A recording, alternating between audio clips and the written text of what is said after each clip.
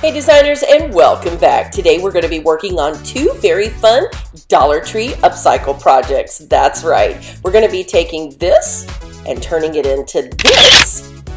Then we're going to take this and turn it into this. Very spectacular, so stick around. For this project you will need a dry erase board, diamond wrap, an old bouillon jar, a glue gun, and a pair of scissors.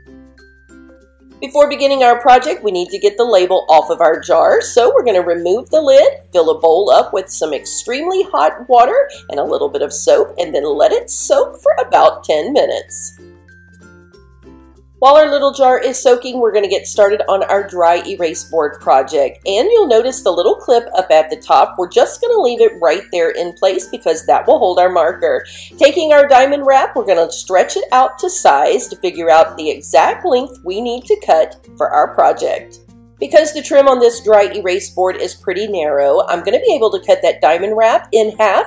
That will give me a piece for my top and bottom, and it will fit perfectly. And now it is time to begin working our way around with our hot glue. You do want to do the two opposing sides at the same time because this is going to overlay our diamond wrap just perfectly when it meets up at the end. You will notice here that I'm finally on the last section and I'm going right over top of that little pin holder. We need that to be able to keep our marker in place. And there you go. Look how perfectly beautiful and blingy that is. Very high glam. This little upcycle is super easy to do, and it definitely took this piece from drab to fab. I will be using it in my kitchen to track my weight loss, but it can be used anywhere. By this time, our little jar should be ready for us to remove that clear plastic label that seals the paper in place. Yes, this is going to be a two-step process. Once that clear plastic is off, submerge it again for about another 10 minutes, and then you can begin the removal process. If you have an easier way to do this, definitely let me know, but I have found using this little bit of olive oil to rub all over the jar removes the residue pretty nicely. Now just wash it up and make sure it is squeaky clean. Now that our little jar is all nice and clean, it is time to measure out our diamond wrap. We're going to cover over the ridges at the top where the lid usually goes and just make it a pretty little blingy jar.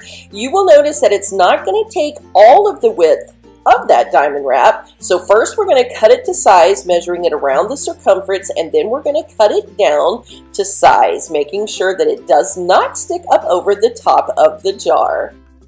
If you're using the little bouillon jar like I am, then you will notice that this plastic has two little seams on opposing sides. We want those to be on the side of our jar and not in the front. So find the location that is dead center between those little lines and let that be the back where you're going to place your seam.